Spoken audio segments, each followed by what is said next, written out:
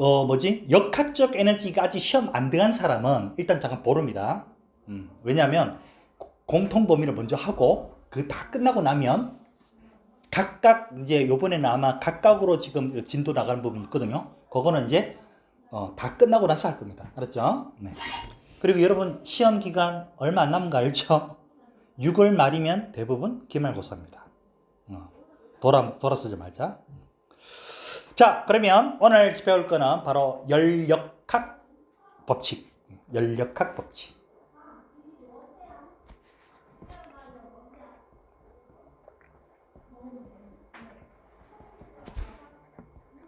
자, 열역학 법칙이니까 열의 정의를 알아야 된다 그러죠. 그죠? 자, 열의 정의는 뭐다? 열의 정의. 열의 정의는 바로 어떤 고온의 물체에서 저온의 물체로 이동하는 것을 열이라고 한다. 고온에서 저온으로 뭔가 이동해요. 그걸 열이라고 그래요. 그 이동한 양을 뭐랄까요? 열양이라고. 열의 양의 뜻이야. 그리고 얘 단위는요, 뭘까요? 열량의 단위는 뭘까요? 열량의 단위? 칼로리 또는 킬로 칼로리 이런 게 있습니다. 이런 것들이 이 열량의 단위가 됩니다. 그러면 고온과 저온의 정의는 뭐다? 고온과 저온의 정의 상대적이야. 상대적으로 높으냐 상대적으로 낮으냐 이거거든요. 오케이? 그러니까 여러분들이 이렇게 생각하셔야 돼요. 에스키모인들이 저기 이글루라고 하는 얼음집을 지어놓고 사는데 춥단 말이야. 그럼 어떻게 하게? 내부에다가 물을 뿌리거든요. 그럼 물을 뿌리면 물이 얼음이 되면서 갖고 있던 무슨 열? 응고열을 방출하거든요. 그러면 온도가 올라가요. 그럼 이제 이글루가 어떻게 돼요? 이글루가 얼음으로 되어 있잖아요. 그죠? 녹아버리겠죠. 맞죠? 그만큼 그 얼음이 녹을 정도로 온도가 올라가는 게 아니에요. 그러면 그 사람들이 그렇게 해서 따뜻할까? 상대적이라고요. 바깥에는 영하 20도, 30도야. 그런데 들어가면 영하 10도, 5도면 따뜻해요. 사람은 그 상대적인 온도를 하는 거야. 그래서 맨날 우리 여름 되면 그러잖아. 바깥 온도보다 몇 도? 실내를 5도 낮게 에어컨 트세요. 이렇게 하잖아. 그죠? 그래서 이제 좀 있으면 또 여름 되면 또 여러분들 좀 더울 텐데, 너네 집에는 그 에어컨 몇 도로 맞잖아? 저요? 응. 저 20도로 맞죠. 그럼 얼지. 안 울어? 아니 딱 적당한 거요. 그래? 아 이불 덮고 있어가지고. 그러면 하루 종일 틀어? 아니요. 더울 때만.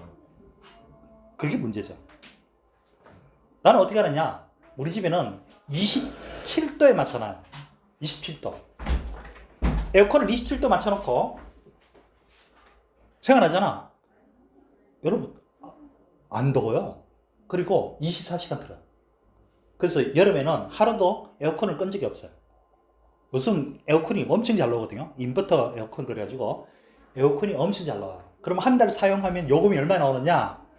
제일 많이 나왔던 것이 8만 원. 그거밖에 안 나와. 그 정도로 하루 종일 돌려도 별로 안 나와요. 그러니까 옛날식 끄딱했다 하는 거죠. 그런 것들은 조금 잘 작용해야 돼. 안 그러면 전기요금 무지 많이 나와. 자, 그러면 온도에 대한 정의를 볼게요. 온도. 자, 온도는 몇 가지? 세 가지가 있다. 온도는 총 세 가지가 있다. 우리나라에 있어서는 온도의 정의는 바로 섭씨 온도죠. 그죠? 섭씨 온도. 요거 옛날 수업 시간에 얘기해 줬죠? 왜 섭씨인지. 이탈리아 사람 셀시우스란 사람이야. 셀시우스란 사람이 어떤 이 기준을 잡아줬는데, 이것을 유럽에서 중국을 거쳐서 한국으로 올 때 중국 아이들이 이거를 셀시우스란 사람의 이름을 쓸 수가 없어서 한자를 쓸 수가 없어. 그래서 이시, 박시처럼 섭씨 이렇게 만들었던 거예요. 오케이? 그래서 섭씨 온도야.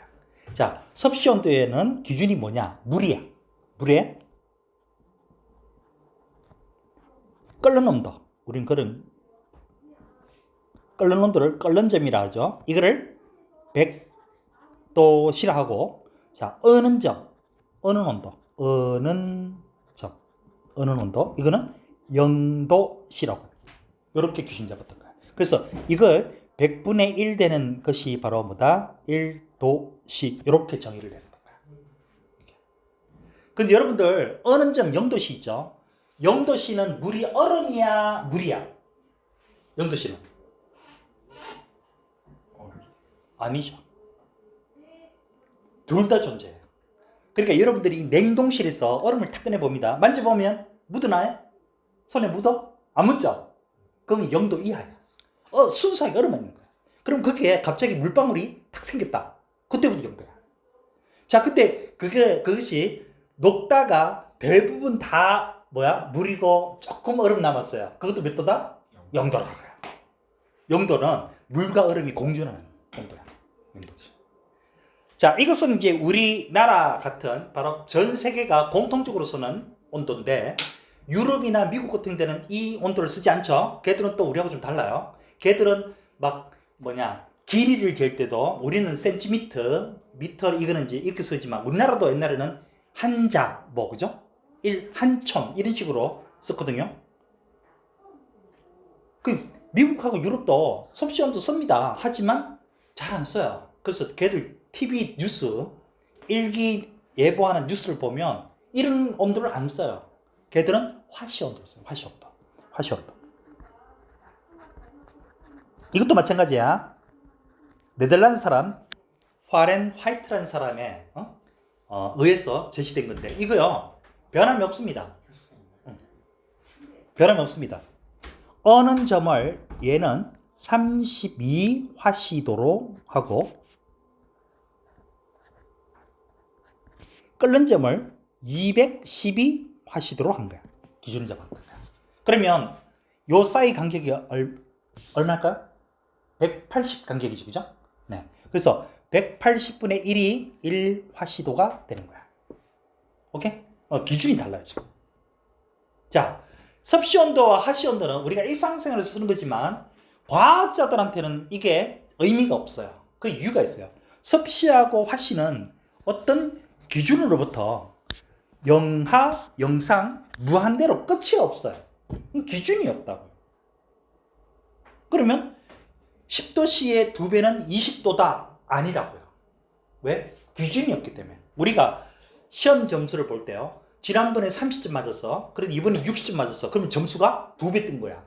근데 거기는 기준이 있죠. 제일 못 봤다는 기준이 뭐야? 빵점. 빵점에는 기준에서 시작하거든요. 하지만 이 섭씨나 화씨 온도는 기준이 없어요. 그냥 중심만 있을 뿐이지 끝이 없다고. 끝이. 그죠?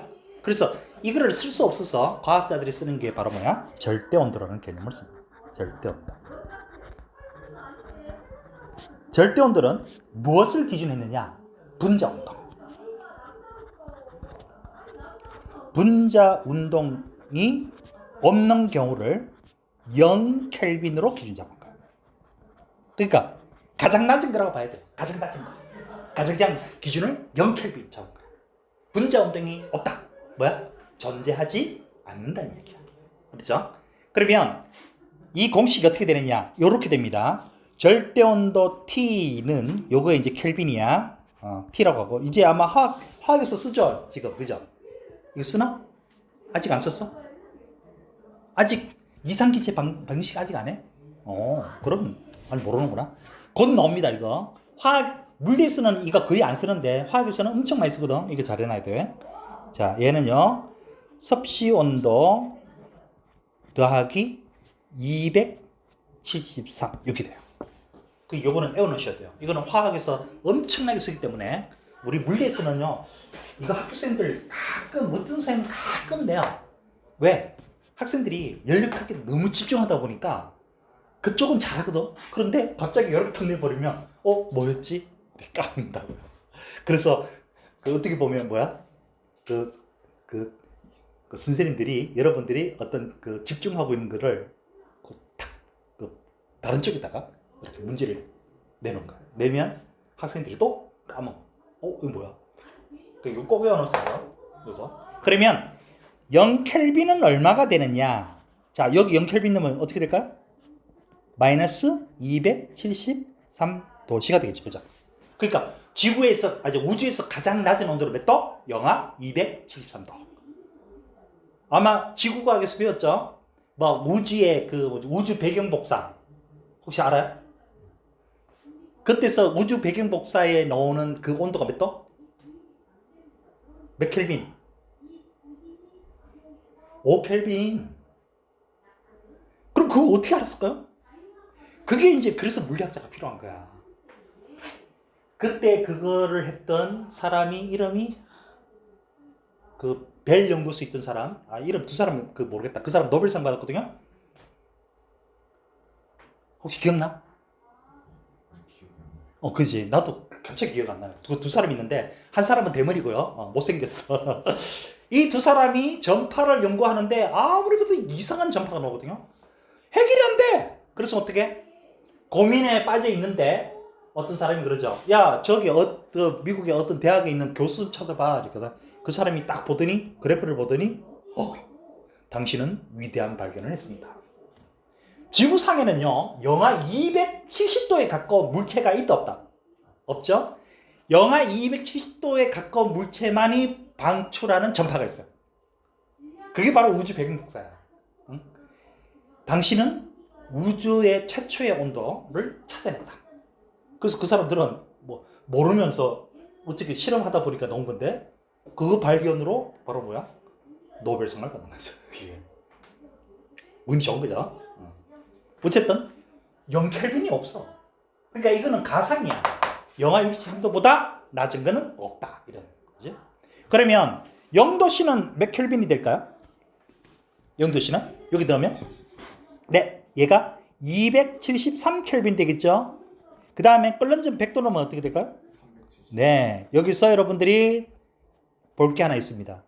요 간격은 이 간격과 같아요, 달라요? 네. 그러니까 1켈빈이 상승한다는 것은 1도씨가 상승한다고 똑같은 이야기야.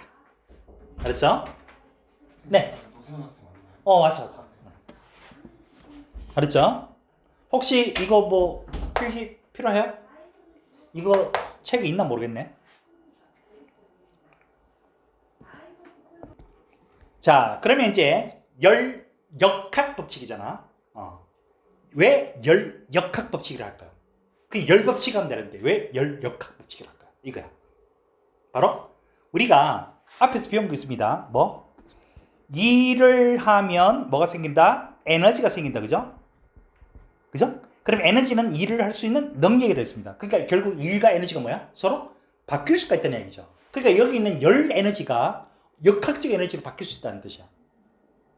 그래서 이 단원을 처음에 내가 여러분들한테 나한테 들은 사람은 아마 기억날 거야. 우리가 이거 배우는 거 뭐 배운다? 자동차 엔진 속에서 일어나는 거. 오케이? 그래서 열역학이라고 하는 거야. 열역학. 그렇죠? 그래서 배우는 거다고 했습니다. 네. 자, 그러면 열역학 법칙에는 몇 가지가 있느냐? 영법칙. 영법칙은요, 열평형을 대해서 얘기하는 거야. 그러니까 영법칙이라고 이름을 명명한 거 보니까 끼워 맞춰 놓은 거야. 뭐냐면 어떤 고온의 물체하고 저온의 물체가 있는데 당연히 온도가 어때요? 이 온도 봤을 때 얘가 높죠? 그러면 열이란 것은 고온에서 저온으로 이동하죠? 그죠? 그래서 고온은 열을 뺏기고 저온은 열을 얻겠죠? 그래서 나중에 궁극적으로 뭐야? 둘이 온도가 같아졌어요. 그러면 이게 뭐야? 열평형이라고 하죠. 그죠? 고온은 열을 뺏겼고 저온은 열을 얻어가지고 둘이의 온도가 같아졌을 때 뭐야? 열평형 상태. 그걸 우리는 뭐라 한다? 열역학 영법칙이라 한다. 그러니까 이거는 껴 맞춘 거야. 1법칙부터 시작해야 되는데 0이라고 들어간 거는 껴 맞춘 거야. 그렇지? 그 다음 두 번째 1법칙. 우리가 여러분들 이번 시험에 집중적으로 해결하는 것은 바로 1법칙과 1법칙만 하는 경우는 조금 난이도가 조금은 낮고요. 1, 2법칙을 동시에 대입을 하는 것은 최고 난이도로 나옵니다. 여러분 시험 때 한번 보시면 알아요. 1법칙은 난이도가 상이라고 했을 때 2법칙까지 합친 것은 그냥 최상 이렇게 됩니다. 자, 1법칙은 에너지 보존 법칙. 오늘 여기서 집중적으로 그러니까 이게 뭐야?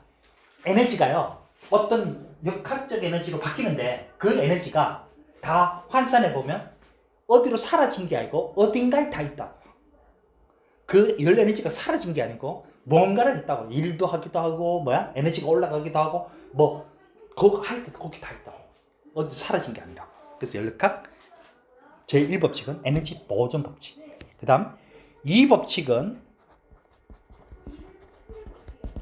열이란 고온에서 저온으로 가는 것처럼 에너지는요 어느 한 방향으로만 진행할 수 있지 서로 상호 이렇게 왔다리 갔다리 할 수는 없다는 거야. 오케이? 그래서 이거는 에너지 방향성과 관련된 법칙이야. 오케이? 요거. 자, 그래서 우리가 집중적으로 할 거 바로 1법칙 그리고 2법칙 요거 두 개입니다. 오케이?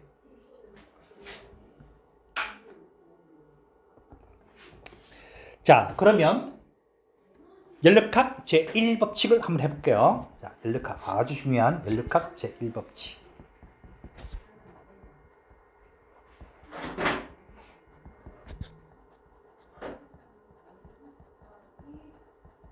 자, 연력학 제1법칙은 에너지 보존 법칙이라고 했습니다. 그죠? 그래서 여기에는 공식인데 아주 중요한 공식이 나옵니다. Q는 델타 U 플러스 P 델타 보. 오, 이제 서서 이제 옛날 했던 거 기억 살살 나기 시작하죠? 그죠? Q가 뭐야? Q는 열량이라고 하고요. 델타 U는 U가 뭐냐면 기체의 내부 에너지야. 그래서 델타 U는 기체의 내부 에너지 델타니까 변화량이라고. 그 다음 P 델타 V는 일의 양이야. 요 각각에 대해서 이제 설명해 줄게요. 각각이 무슨 뜻이고 어떤 의미를 갖고 있는지. 자, 연력학 제1법칙은 에너지 보존이라고 그랬죠. 그러니까 이 열량이 공급되었다고 하면 이 공급된 양이 어디로 간다? 일을 하기도 하고 안 할 수도 있어요. 또는 기체가 내부 에너지가 증가하기도 하고. 여기 다 있다고. 그러면 열량이 자 흡수가 아니고 방출되었다라고 하면 누군가로부터 방출된 거지, 그죠? 그죠? 그래서 누구로부터 일을 받거나 또는 내부 에너지가 줄어들거나 이런 식으로. 그래서 어쨌든 그 양이 항상 일정하다. 일정하게 보존된다. 에너지 보존. 그래서 이 첫 번째 Q부터 볼게요. 먼저 열량의 단위는 칼로리, 킬로 칼로리고 그 다음 일의 양은 여러분 알다시피 이거 뭐야? 단위가? 줄이죠. 이거 안 맞죠? 그죠? 그래서 이 줄이라는 사람이 물리학 원래 2에 있는데 여러분 밑에 후배들 있죠? 걔들은 물리학 1에서 그 내용이 물리학 1으로 내려왔어요. 밑에 여러분 고등학교 1학년들 걔들은 배워요. 이 칼로리와 줄이 어떤 관계인지 실험을 통해서 그 값이 얼마다 딱 정해줘요. 얼마인 줄 알아? 여러분들 미리 가르쳐주면 1칼로리는 4.2줄과 똑같아요. 그래서 여러분들이 왜 그거 있죠? 과자 봉지 뒤에 딱 보면 뭐 저기 들어있는 그 뭐냐 어떤 저기 뭐 단백질, 지방 뭐 이런 게 쫙 적혀 있고 그 다음에 위에 보면 100g당 몇 킬로칼로리 딱 적혀 있습니다. 그죠? 그러니까 그거야. 그거 먹고 나면 뭐라 할 수 있다? 곱하기 4.1 해주면 뭐가 된다? 그만큼의 일을 할 수 있다는 거예요. 그러니까 그거 먹고 뭐 일하라고. 오케이? 이게 같은 값이야. 계산해 보면. 실험을 통해서 반복적으로 실험해서 찾아낸 값이야. 줄이란 사람이. 그래서 일과 에너지는 뭐다? 서로 뭐 할 수 있다? 전환될 수 있다고. 같은 물리량이라고. 맞죠? 그러면 얘가 플러스를 띈다는 뜻은 무슨 뜻? 이거는 바로 열을 외부로부터 어떻게 했다? 흡수한다는 얘기가 되고, 그죠? 이 값이 마이너스 값이 뛴다는 것은 열을 그만큼 방출한다는 얘기야. 의비. Q 값이 열 흡수, Q 값이 마이너스면 열 방출인데 여기서 조심할 거 있어요. 혹시 여러분들 화학에서 흡열 반응 발열 반응 배웠니? 그 Q하고 다른 거다. 이거 헷갈린 사람이 있어요. 화학하고 그 화학 공식에 보면 앞에 반응 물질, 생성 물질 플러스 Q 뭐 이런 거 있죠, 그죠? 그거하고 관계 없다. 이거 그거하고 생각하면 이거 틀려버린다. 어떤 애가 그거를 해결을 못하는 여학생이 있었어요. 화학하고 이거하고 똑같은 거라고 생각하고 계속 헷갈렸던 거예요. 시험 칠 때까지 걔를 괴롭혔던 게 이거예요. 잊지 마세요. 화학에서 다루는 Q하고 여기서 다루는 Q는 의미가 다른 거다. 이거. 자, 그 다음에 델타 U. U가요, 기체의 내부 에너지를 그랬죠. 그죠? 자, 이 기체의 내부 에너지는, 기체는 뭘 갖고 있다? 움직이니까 운동 에너지를 갖고 있고요. 활발하게 위아래로 움직이니까 위치 에너지도 있는데, 여기서 위치 에너지는 거의 뭐다? 0이야. 왜 0이냐? 어떤 기체는 위에 있고 어떤 기체는 아래에 있거든요. 그러면 그 위치 에너지가 서로 상쇄돼 버려요. 그래서 거의 없다고 봐야 돼요. 그러면 기체의 내부 에너지는 바로 누구하고 관련돼 있다? 누구하고? 바로 이 운동 에너지.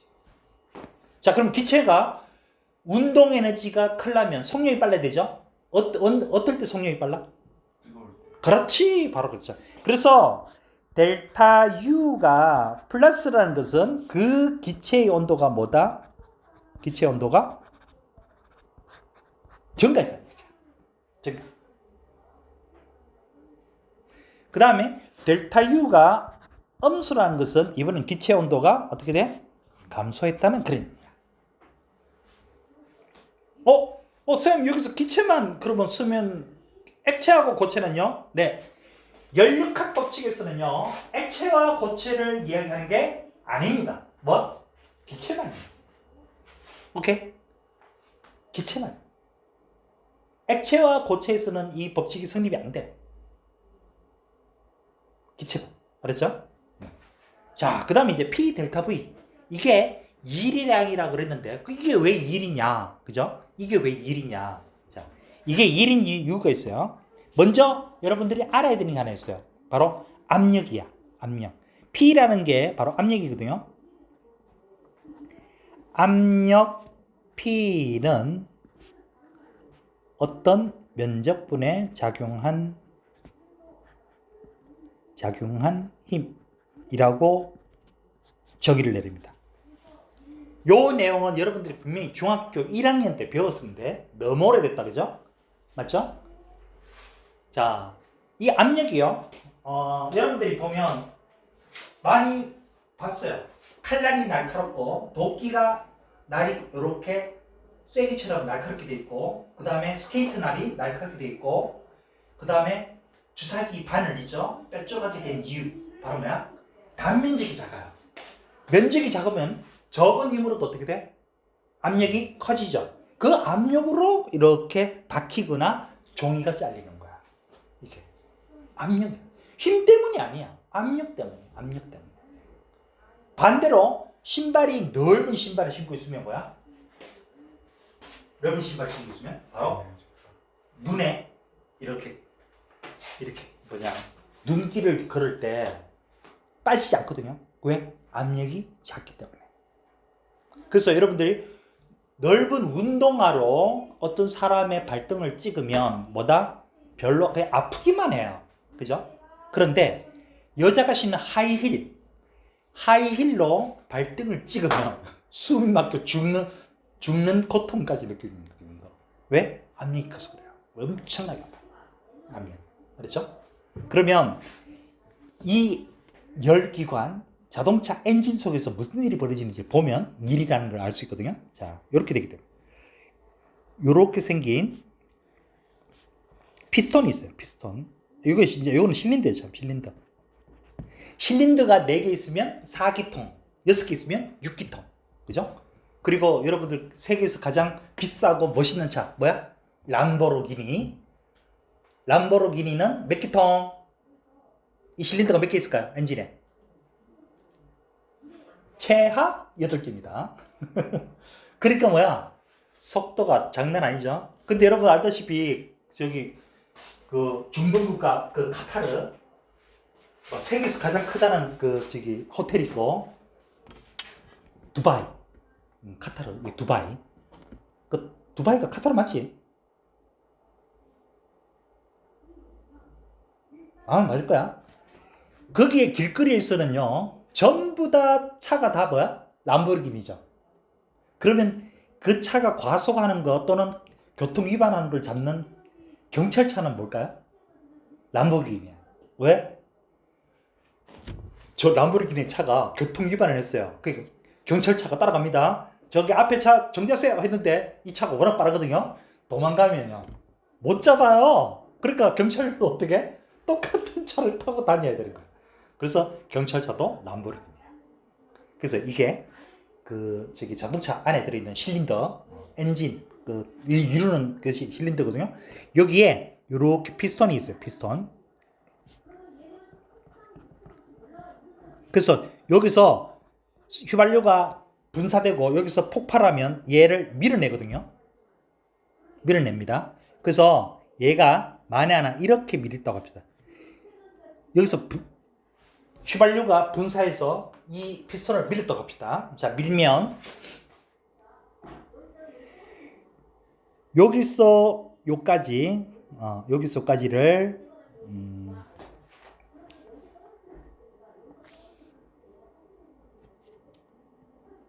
S만큼 이동했고 요 면적을 A라고 하면 오케이?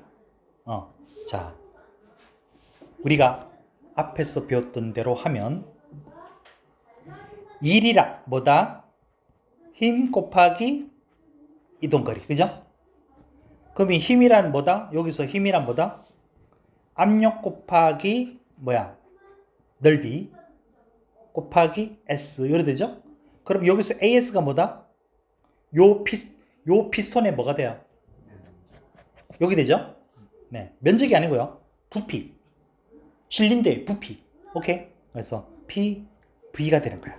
알았죠? 그래서 델타 V, V가 변했다는 얘기야. 그죠? 그래서 이게 1의 양이라고 얘기하는 거야. 1의 양.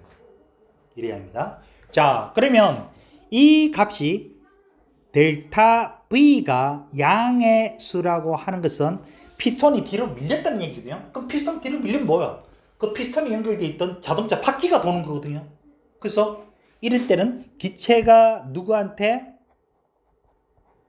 외부에 뭐 했다? 일을 한 거야. 그럼 반대로 델타 V가 음수면 이 피스톤이 밀렸던 게 이렇게 회전하면서 돌아오거든요. 그죠? 그러면 이 기체가 어떻게 될까? 압축되겠죠? 그지?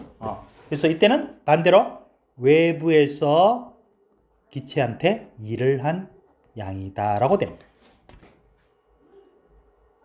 그 다음에 이 공식이 나오면 우리가 항상 그래프가 나온다고 했죠. 근데 그래프가 나올 수 있는 건 딱 한 가지밖에 없다고요. 누구야? 일의 양에 대한 그래프만 나옵니다. 어떻게 나오느냐? 이렇게 나와. 압력 P와 부피 V에 대한 그래프 나오면 만에 하나 어떤 기체가 여기서 이렇게 갔다고 한다면 바로 요 밑에 있는 면적이죠. 요 면적이 뭐가 된다? 1의 양이 되는 거야. 요 놈이 뭐가 된다? 1의 양이 된다. 알았죠? 그래서 PV 그래프에서 밑에 면적은 뭐다? 1의 양이다. 잊지 마세요.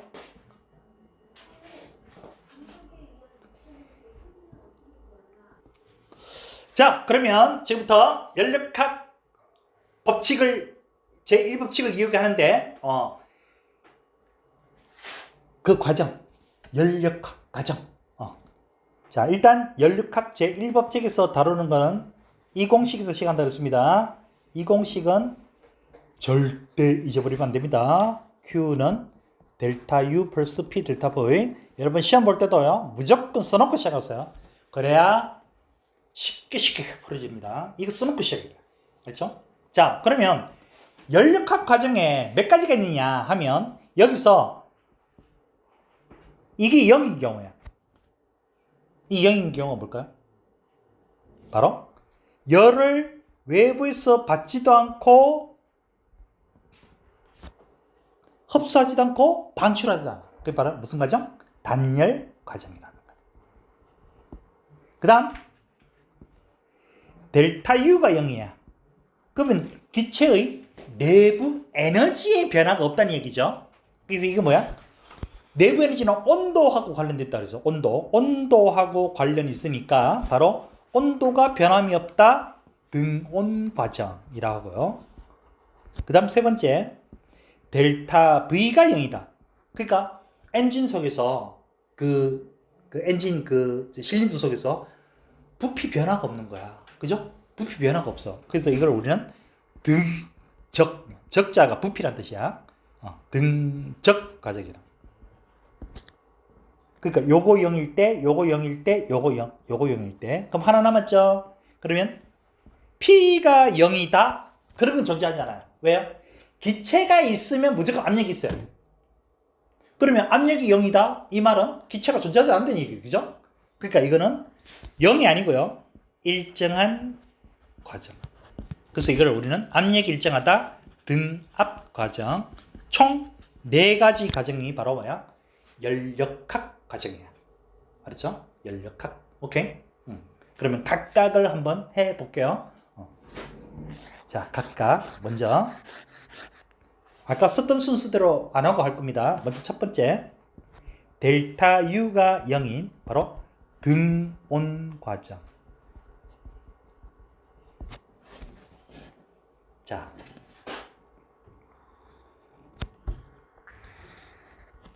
압력과 부피 그래프에서 이렇게 됩니다. 등온장. 왜 이렇게 반비례 그래프가 됩니까? 여러분들이 이미 중학교 때 배웠어요. 무슨 법칙? 보일 법칙. 보일 법칙이 뭐야? 온도가 일정할 때, 기체의 온도가 일정할 때 압력과 부피를 곱한 것은 항상 일정하다 하는 것이 바로 보일 법칙이에요. 그러니까 뭐야? P하고 V는 뭐다? 반비례 그래프가 되는 거죠. 그죠? 그러면 두 가지 케이스를 볼 건데요. 이 등온 과정 무슨 일이 벌어지는지 한번 볼게요. 자, 요렇게 가는 경우야. 그러면 Q는 델타 U 플러스 P 델타 V라고 하는 연력학 제1법칙에서 등온이라 했으니까 여기가 모두 다 온도가 일정해요. 그죠? 그러니까 이 부분은 뭐가 돼요? 무조건 0이 되겠죠. 그런데 부피가 어떻게 되고 있어요? 부피가 커지고 있죠. 그럼 얘가 플러스 값이야. 그죠? 선생님, P는 줄었잖아요. 연력학 과정에서는요, 압력의 값은 신경 안 써도 돼요. 델타 V가 중요한 거야. 델타 V. 왜? 일을 하는 거잖아. 그죠? 맞죠?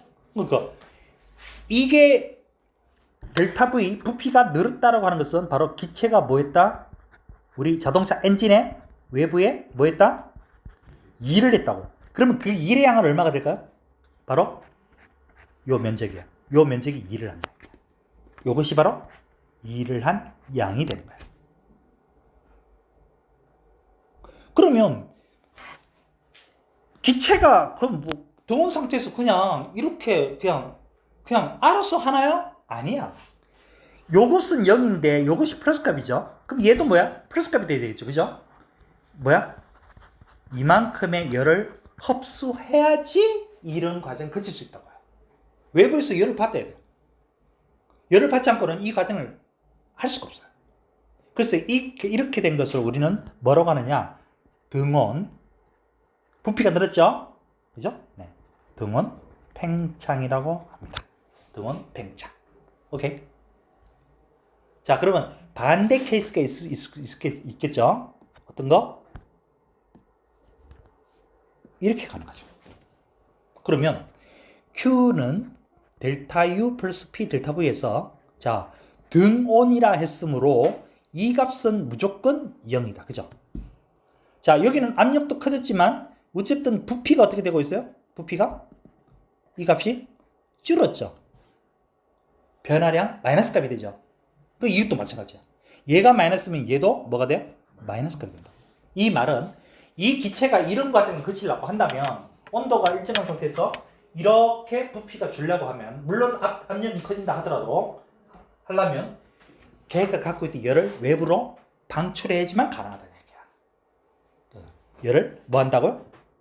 방출한다고. 방출. 외부로. 기체의 온도가 일정한 상태에서 이야기하는 거야. 맞지? 그러면 이 말이 무슨 말이야? 이번에는 외부에서 이 기체한테 일을 하는 경우죠. 그죠? 기체가 일을 하는 게 아니고 외부에 그 피스톤이 압축되면서 일을 해주는 거야. 오케이? 그러니까 여러분들 봐. 실린더가 있고요. 피스톤인데 피스톤이 압축됐다고 해보자고. 여기 기체가 압력이 어떻게 될까요? 증가하죠. 그죠? 꽉 눌러지니까 그죠? 증가한다고. 자, 그러면 여기서 마찬가지 외부에서 기체의 한 일의 양의 값은 요 밑에 있는 뭐다? 면적하고 똑같다. 그래서 이거는 뭐라고 한다? 등온 수축이라고 그래요. 수축. 등온 수축. 맞죠? 혹시 여기서 질문 있는 사람? 다음 거로 넘어가기 전에. 자, 반비례입니다. 반비례. 자, 그러면 두 번째로 넘어갈게요.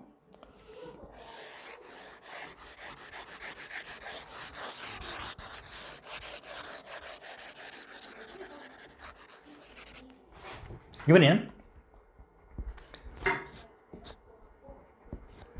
등적 과정이야. 부피가 변함없는 경우야. 항상 연력학 법칙에서는 뭐다? PV 그래프로 생각하십니다. 오케이? 자, 여기도 두 가지. 등적이니까 부피가 일정한 상태에서 이렇게 될 수도 있고요. 이렇게 될 수도 있겠죠. 그죠? 이거 여러분 생각하면 보세요. 그러면 엔진 속에서 무슨 일이 벌어진다? 이 실린더가, 피스톤이요. 가만히 있는 상태란 뜻이야. 가만히 있는 상태. 또는 이게 이해 안 되면 이렇게 생각하세요. 쇠로 된 공이 있어요. 그러면 그 안에 기체를 막 넣다 해서 쇠가 막 부피가 커지고 그런 게 아니죠? 그 상태가 바로 등적이야. 오케이? 자, 그러면 Q는 델타 U 플러스 P 델타 V를 써놓고 각각 써놓고 이제 무슨 일이 벌어진지를 한번 설명해 보자고요. 자, 일단 압력이 커졌다고 하더라도 여기는 압력이 커졌죠, 그죠? 하더라도 부피 변화가 있다 없다. 이게 없으니까 무조건 이 값은 뭐가 돼요? 무조건 0이 되겠죠. 여기도 마찬가지. 이 값이 0이니까 무조건 0이 되죠. 그죠? 그러면 자, 기체가 지금 압력이 커졌어요. 그럼 선생님 이거는 온도가 올라갑니까 내려갑니까? 이렇게 모를 때는 이 공식을 꼭 여러분들이 생각하고 있어요. 이거와 하고 같이 이 공식을 꼭 생각하고 있었어요. PV는 nRT라고 하는 이상기체 상태 방정식. 그래서 요거는 여러분 화학에서 요거는 몰수, 요거는 기체 상수인데 우리 물리에서는 이거 안 다룬다 그랬죠? 화학에서는 다루는데 물리에서는 이거 안 다루거든요. 이거 안 다루니까 그냥 이거를 상수로 넣고 하시면 됩니다. 그러니까 PV는 T라고 생각하시면 됩니다. 알았죠? 원래는 값이 있는데 화학에서는 N값, 몰수 넣고 이상기체 상수 넣고 해가지고 계산을 하는데 물리는 이런 걸 하려고 하는 게 아니고요. 어떤 상황인지 벌어진지만 알기 위해서요. 그러면 보세요. 지금 이 왼쪽 그림이나 오른쪽 그림이나 다 뭐야? 부피가 얘가 일정하지. 그죠? 맞죠? 그 상태에서 왼쪽 그림은 이렇게 올라갔으니까 압력이 어떻게 돼요? 올라갔죠? 그 압력이 올라갔다는 얘기는 무슨 말이야? 기체의 온도가 올라갔다 이 뜻이야. 그럼 이 값이 뭐가 돼요? 플러스가 돼요. 그죠? 기체의 내분이지는 증가한 거야. 기체의 내분이지 증가했다는 것은 기체의 온도가 어떻게 됐다? 증가했다 이 뜻이야. 오케이? 그러면 이런 상황이 되려면 어떻게 한다? 외부에서 뭐야? 열을 흡수해야지만 가능하다는 얘기야. 그래서 이 등적 과정은 이렇게 등적 과정에서 압력이 커지는 경우는 오케이? 이 기체 내부 에너지가요. 지가 이렇게 생각하라고요. 아주 단단한 강철로 된 공에 기체가 들어있어요. 근데 이 기체가 어떠한 것도 없이 안에서 알아서 온도가 올라갈 수 있을까요? 이거야. 아니죠. 외부에서 뭐야? 열을 받으면 안에 기체들이 엄청 뜨거워하고 움직이겠죠. 그죠? 그러면 이제 압력이 커지는 거야. 그럼 뭐야? 우리 압력밥솥이 그런 거죠. 압력밥솥이. 그죠? 온도 올라가는 거야. 그러니까 이게 뭐냐? 기체 내부가 에너지가 온도 올라가는데 그냥 올라가는 게 아니고요. 외부에서 열을 흡수할 때 올라간다. 그리고 외부에서 흡수한 양이 뭐로 다 바뀐다? 기체의 내부 에너지 증가량으로 바뀌어버린다는 뜻이야. 그 양이 같다. 그래서 이거는 등적이야. 그러면 앞에 봤던 뭐였어요? 등온, 팽창, 등온, 수축. 이걸 쓸 수가 없어요. 왜 쓸 수 없어요? 팽창과 수축이라는 말은 부피가 변해야 되거든요. 이거 부피 변해 안 돼요. 안 변하죠? 그래서 그냥 등적 과정이에요. 둘 다. 알았죠? 자, 그럼 이번에 압력이 떨어지는 경우를 볼게요. 자, 이 경우는 이 공식에서 우리가 이것도 보면 부피가 일정한 상태에서 압력이 줄어들고 있습니다. 그죠? 그러니까 이 값은 뭐야? 마이너스 값이 된다. 그 말은 기체의 온도가 뚝 떨어진다는 얘기야. 그럼 결국 이것도 마이너스 값인데 이 말은 방출이야. 어떤 쇠로 된 공 속에 기체가 있는데 지가 스스로 온도가 내려갈 수는 없다고요. 어쨌든 밖으로 열 에너지가 방출되어야 기체의 온도가 떨어질 수 있다는 얘기예요. 알았죠? 이게 바로 이제 두 번째 등적 과정이에요. 등적. 자, 등원했고 등적했습니다. 혹시 질문? 이해돼요? 오케이.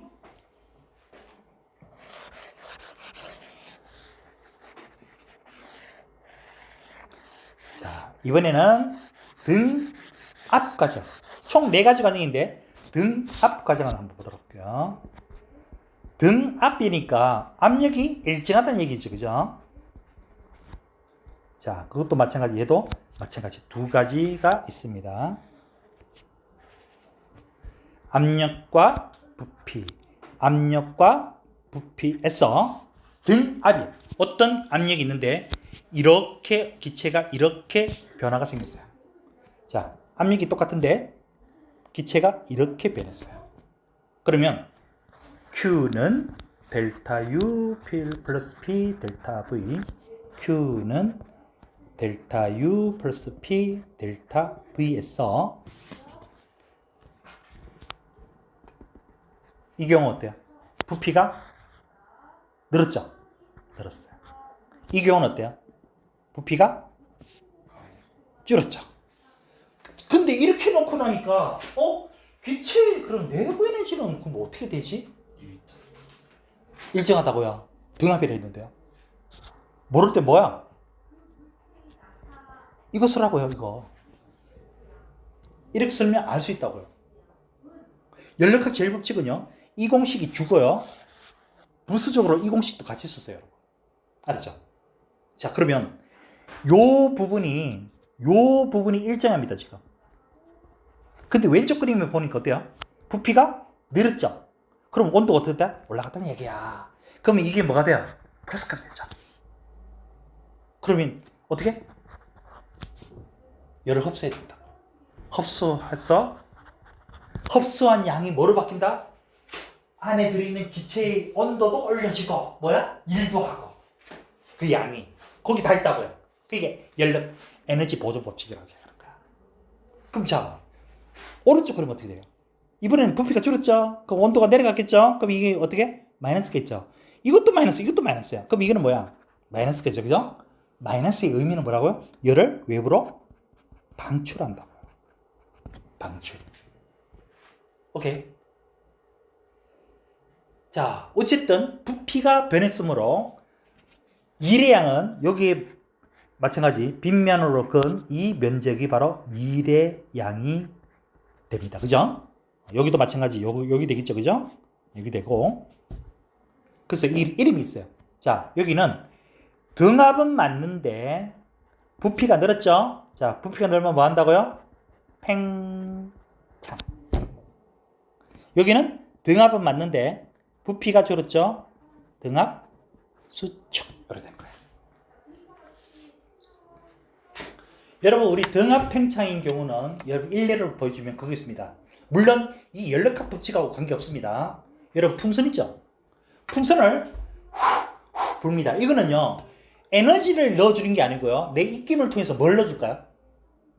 아니요. 기체를 들어주는 거죠. 기체를 들어주죠. 그런데 훅 불면 갑자기 풍선이 확 커지죠? 근데 또 불기 전에는 그대로 멈춰있죠. 또 불면 커지죠. 왜 멈출까요? 바깥의 공기압과 안의 기체 압력이 같아질 때까지 커졌다가 멈추는 거야. 그게 등압이야. 내가 그거 한 거 뭐야? 등압 팽창이라고 볼 수 있죠. 그죠? 맞죠? 이 경우하고는 좀 이해가 다른 거다. 왜냐하면 여기는 내가 기체를 넣어준다는 말이 없었어요. 근데 내가 풍선으로 분 거는 인위적으로 뭐야? 기체를 넣어준 거죠. 그죠? 연력학 법칙하고 관계없어요. 하여튼 등압이란 개념을 설명하려고. 이게 늘다가 탁 멈췄다는 것은 외부의 압력과 안의 압력이 같다. 이거야. 됐죠? 쉽지? 여러분 이렇게 보면 되게 쉬워요. 근데 나중에 문제 풀어보면 어떻게 돼요? 문제 풀어보면 어떻게 보면 퍼즐 맞추기가 비슷해요. 여러분 연력학 법칙 문제의 난이도 상당히 있는 것들 보면 퍼즐 맞추기가 되게 많아요. 퍼즐 맞추기. 그러니까 이렇게 순수하게 이렇게만 넣으면 학생들이 다 맞춰요. 근데 그렇게 못하게끔 문제 만든 사람들 뭐야? 온갖 짓을 다 해놓죠. 그죠? 온갖 짓을 다 해놓죠. 자, 그러면 연력학 과정 총 4가지에서 마지막 과정. 바로 단열 과정이야. 단열 과정은 Q가 0. 그러니까 외부로 열이 나가지도 않고 외부에서 들어오지도 않고 완전 차단된 경우야. 자, 여기도 마찬가지 그래프가 2개가 나옵니다. PV 그래프가 2개 나옵니다. PV. 자, 여기도 그래프가 이렇게 반비례 비슷하게 나옵니다. 이거 아까 전에 누구랑 비슷해요? 등온하고 비슷하죠? 그죠? 자, 등온하고 비슷한데 그럼 어떻게 알아내느냐? 그죠? 네. 여러분 등온할 때 아까 전에 뭐라고 했어요? 보일이 압력과 부피를 곱한 것은 뭐다? 항상 일정한 값이다. 그죠? 등온했을 때는 그죠? 그러면 요 부분의 P 값과 오케이? 요 부분의 P 값하고 부피 값을 곱해 봤을 때 오케이? 같은 값이 나오면 뭐다? 등온. 같은 값이 안 나오면 단열이야. 그러니까 우리가 지금 보세요. PV 그래프에서 총 4가지 압력이 일정하다. 등압. 오케이? 부피가 일정하다. 등적. 그죠? 맞죠? 자, 등온, 단열 이렇게 돼요. 그러니까 직선상으로 있는 건 2개야. 등압하고 등적은 직선상으로 나옵니다. 하지만 반비례 그래프가 나왔을 때요. 이거는 등온하고 단열인데 만에 하나 2개가 동시에 있다. 이렇게. 그럴 때는 위에 게 등온, 아래 게 단열이야. 그러면 이런 게 아니고 그냥 이렇게 위에처럼 그냥 한 가지 방대로 이렇게 나오면 어떻게 한다? 이렇게 PV 그래프에서 반비례 같은 그래프가 나오면 해봐야 된다고요. 어떤 지점에서의 PV 곱한 값이 항상 일정 값이 나오면 등온, 일정 값이 안 나오면 단열이 갈 거야. 알았죠? 구분되죠? 네. 그러면 얘도 마찬가지 한번 해볼게요. Q는 델타 U 플러스 P 델타 V. Q는 델타 U 플러스 P 델타 V. 자, 볼게요. 단열이라 했잖아. 그게 단열이니까 이게 다 0이란 얘기야. 그죠? 맞죠? 그러면 왼쪽 그림에서 보면 지금 떨어지고 있습니다. 떨어지고 있는데 일단 얘가요. 부피가 어떻게 되고 있어요? 증가하고 있죠. 그러면 0이 되겠으니 이 부분은 어떻게 돼요? 마이너스. 떨어지면서요. 온도가 이때하고 이때 보면 온도가 어떻게 된다? 이렇게 된다. 떨어진다. 기체 온도가 떨어진다. 이렇게 되는 거. 그래서 이거를 우리는 뭐라고 하느냐 하면 바로 단열 팽창. 시험에 제일 많이 나오는 거 되고, 여기도 또 설명해 줄게요. 단열 팽창 의미. 자, 그러면 이 경우는 어떻게 돼요? 부피가 줄은 경우. 그러면 얘가 마이너스 값이죠? 그럼 얘는요? 플러스죠. 그럼 기체 온도가 어떻게 됐다? 증가한다. 이렇게 돼, 그죠? 이거는 그래서 단열 뭐라고 한다? 수축이란다. 오케이? 자, 그럼 2를 냈죠? 요 부분은 기체가 외부에 1을 냈고, 이거는 외부에서 기체 1을 냈죠. 그 이거 마찬가지야. 이 면적. 이 면적이 뭐야? 바로 1의 양이 되는 거야. 여기 바로 1의 양이 되는 거야. 이렇게. 그렇죠? 자, 그러면 단열 팽창 시험에 많이 나온 들었죠? 여러 가지가 있습니다. 내가 이거는 아마 예전 수업할 때 했던 말이 있었어요. 입을 쫙 벌리고 하면 따뜻한 바람이 나오지만 입을 모으고 하면 차가운 바람이 된다 그러죠. 그죠? 그게 바로 단열 팽창이에요. 내 내부에 있는 뜨뜻한 공기가, 오케이? 입을 크게 벌리고 작게 벌리냐에 따라서 온도가 달리 느껴져요. 입을 할 때는 팽창하는 것이 좀 적지만 입을 모으고 하면 안에 들어있는 공기가 나올 때요 굉장히 빠르게 팽창해 버린다. 빠르게. 그렇게 하면 입냄새 나죠. 자, 우리나라는 서울하고 강원도가 어떻게 생겼다? 바로 이렇게 가다가 태백산맥이 이렇게 올라가. 이렇게. 오케이? 자, 이렇게 올라갈 때 봄에는 중국에서 오는 양측간 기단이 이렇게 오고요. 5월달, 6월달은 오거츠크의 기단이 이렇게 오거든요. 그러면 봄에는 이렇게 갈 때 갑자기 공기가 상승하면서 여기서 팽창이 일어나요. 기체가 많아진다고요. 그러면 어떻게 된다고 아까 전에 팽창되면? 기체의 온도가 어떻게 된다? 떨어지죠? 그죠? 그럼 떨어지면 이슬점에 도달해요. 이슬점이 뭐냐? 공기 중에 있는 수증기가 물방울이 된다는 뜻이야. 이슬점에 도달하면 그것이 모여가지고 뭐가 돼요? 구름이 되는 거야. 구름. 오케이? 그래서 여기 비가 쫙 와요. 저기서 비가 쫙 오면 강원도는 어떻게 돼요? 가뭄이 돼요. 가뭄. 그죠? 이게 이제 봄에 일어나는 일이야. 그리고 강원도 쪽으로 가는 바람은 수증기가 거의 없으니까 건조하죠. 그래서 여러분 무슨 일이 벌어져요? 우리 맨날 봄만 되면 산불 나죠. 그죠? 양간 지풍 해가지고 산불 나요. 건조하기 때문에. 그럼 반대로 이거는 5월달, 6월달 위에서 내려오는 오츠크의 기다리거든요. 그러면 얘 마찬가지야. 얘가 이렇게 오면 이 강원도 쪽에서 이런 일이 벌어져가지고 구름이 만들어지고 비가 오거든요. 그러면 서울 쪽은 어때요? 네, 건조해지죠. 그죠? 네, 건조해져. 그리고 강원도는 뭐야? 홍수가 나요. 홍수. 이게 바로 뭐야? 단열 팽창하고 관련된 내용이야. 알죠?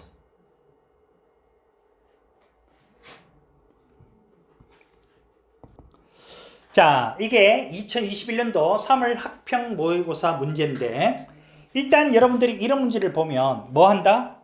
무조건 뭐부터 써놓고 시작한다? 뭐부터 써놓고 시작한다? 그렇죠. Q는 델타 U 플러스 P 델타 V를 써놓고 시작한다. 그렇죠? 자, 이거 지금 보니까 AB는 등압, BC는 등적이죠. 그죠? 자, 그러면 보자고요. AB가 등압이고 BC는 등적이네. 등적이니까 BC는 아무리 압력이 있다 하더라도 부피 변화가 없으니까 0이죠. 네. 그리고 DA도 마찬가지 0입니다. 그죠? 그지? 자, 그 다음에 AB를 보세요. 여러분 AB는 요 값이 플러스 값이죠. 그죠? 지금 부피가 늘었잖아. 자, 일단 그리고 온도가 올라가는지 내리는지 모르면 여러분 뭐 한다? 이거 써놓고 시작하라고. 이거. 자, 압력이 일정한 상태에서 부피가 늘었습니다. 그럼 온도도 올라갔다는 얘기죠? 그럼 얘가 플러스야. 근데 여기 뭐라고 있어요, 자료가? 흡수 때는 방출되는 열량을 나타내고 있죠. 그러면 15Q라고 하는 열을 뭐 했다? 흡수했다는 뜻이야. 맞죠? 그 다음 BC 과정을 볼게요. BC는 등적인데 지금 내려가고 있죠. 지금 뭐가? 압력이 내려가고 있죠. 그러면 한번 보자고요. 여기 부피가 일정해요. 오케이? 압력이 내려갔어요. 온도 어떻게 될까요? 내려갔죠. 그럼 얘 마이너스라는 얘기. 그럼 쌤 이거 뭐야?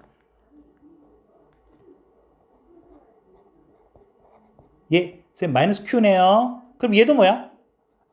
이거죠? 얘가 0이니까 열을 방출한 게 마이너스 9Q야. 그럼 이게 뭐야? 내변이지. 변화도 마이너스 9Q가 되죠. 그죠? 그지? 그 다음에 CD를 볼게요. CD는 지금 압력이 일정한 상태에서 어떻게 돼요? 여기 식에서 PV는 T 보세요. 압력이 일정한 상태에서 부피가 줄고 있죠. 온도가 내려가고 있죠. 그럼 얘 뭐야? 이 마이너스 값이라는 얘기죠. 그죠? 그러면 부피가 줄었으니까 이 값도 마이너스라는 얘기네. 그러면 여기 뭐야? 마이너스 5Q라는 얘기죠. 그죠? 방출했다는 얘기야. 그지? 그 다음 뒤를 보세요. 부피는 일정한데 압력이 커졌죠? 자, 그러면 요 공식에서 부피가 요게 일정한데 압력이 커졌어요. 온도 어떻게 돼요? 증가죠. 플러스입니다. 그러면 얘는 플러스 3Q란 얘기죠. 그죠? 맞죠? 그럼 얘도 뭐야? 3Q가 되겠네요. 오케이? 자, 그래서 여기 보면 AB 과정에서 기체 온도가 증가한다. 왜? 플러스 값이잖아. 그죠? 그 다음 기체가 한 번 순환하는 동안 한 일이라고 있습니다. 지금 일을 알 수 있어 없어요? 지금 현재로 계산이 어렵죠. 이거는 열 효율 때문에 그래요. 열 효율을 알고 나면 다시 풀어볼 겁니다. 알았죠? 그러면 요거는 있어요. 요값. 지금 여기 표시된 요값. 그리고 요값. 이 델타 U는 AS 식에서 쫙 다시 돌아오면 델타 U는 변함이 있다 없다? 없다야. 그래서 이 전부 요 값들 다 합은 0이 돼야 돼요. 그런데 한 놈은 플러스 한 놈은 마이너스죠. 그죠? 그렇기 때문에 저 값은 현재 얼마인지 알 수 있어 없어? 알 수 있어 없어?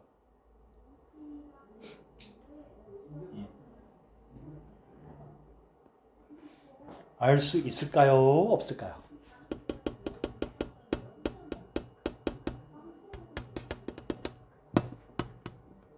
모릅니다. 왜 모르냐? 열 효율 때문입니다. 그래서 열 효율은 우리가 다음 주에 배울 건데 그거 하고 나면 난이도 있는 문제 무지 많아요. 그거. 일단 이거 모릅니다. 자, 그 다음에 여러분들이 또 해드린 부분이 있는데 학교 선생님이 난이도 있게 내는 부분은 어떤 부분이냐 하면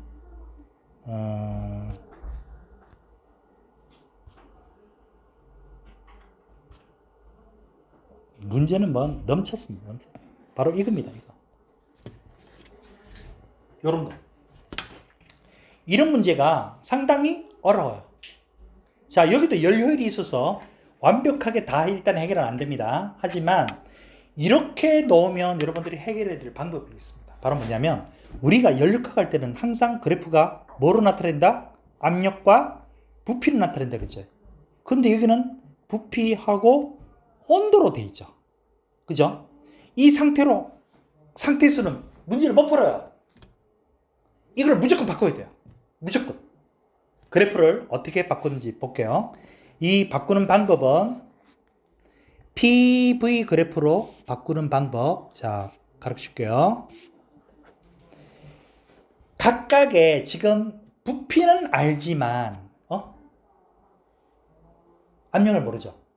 그래서 우리가 Q는 델타 U 플러스 P 델타 V가 가장 핵심이 되는 연력학 제1법칙인데 부수적으로 PV는 nRT라는 공식을 꼭 써야 된다 이거죠. 그죠? 그러면 요 NR은 신경 쓰지 말고 상수로 놓고요. 이거를 어떻게 할 수 있다? 바로 각각이 압력이 어떻게 되는지 알 수가 있다는 얘기야. 압력이 어떻게 되는지. 자, 현재 여기는 좀 숫자가 없습니다. 그죠? 여러분 숫자로 대충 보여줄게요. 여기를 T라고 하고 여기를 3T라고 할게요. 오케이? 그러면 여러분 눈에 쏙 보이니까 그 다음에 여기를 V라고 하고 여기를 3V라고 할게요. 됐죠? 네, 그러면 A 경우 압력 어떻게 돼요? 압력은 V분의 T잖아. 자, A는 V분의 T가 압력이 돼요. B는 어떻게 돼요? V분의 3T가 되죠. C는 어떻게 돼요? 3V분의 3T가 되죠. A하고 C는 압력이 어떻다? 같다. D는 어떻게 돼요? 3V분의 T죠. 그죠? 네. 그러면 여기서 이제 가장 작은 놈이 누구야?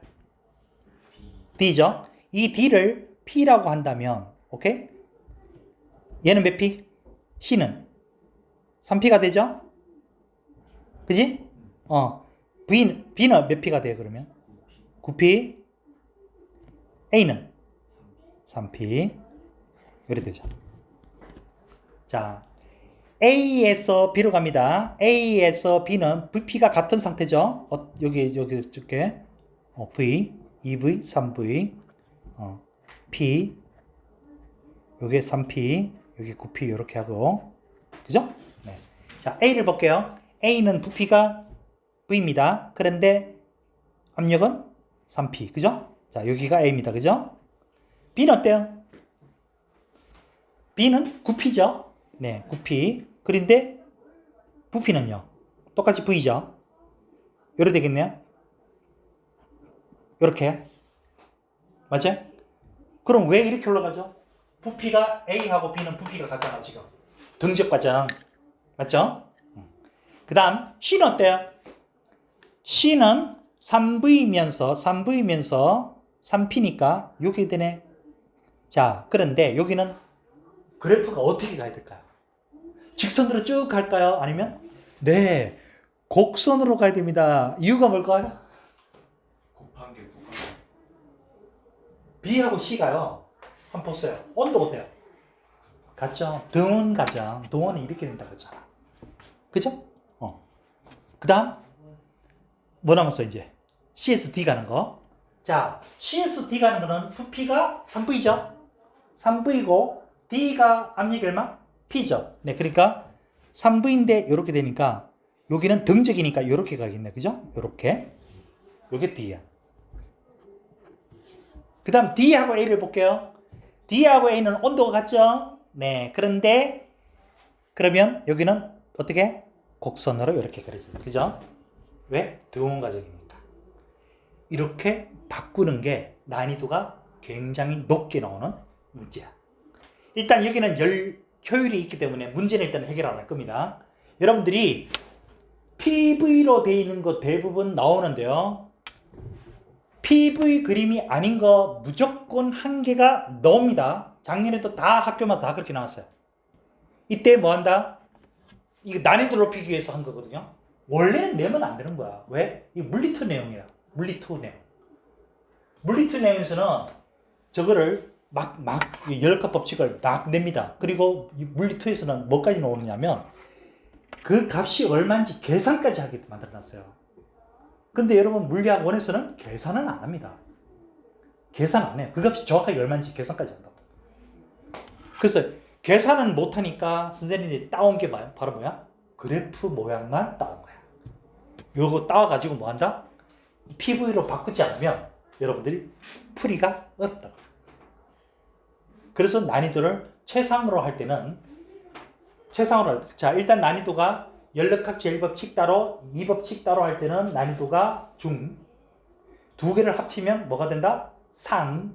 거기다가 이렇게 PV 그래프가 아닌 다른 그래프를 주면 최상으로 바뀌어요. 이렇게 난이도가 그렇게 바뀐다.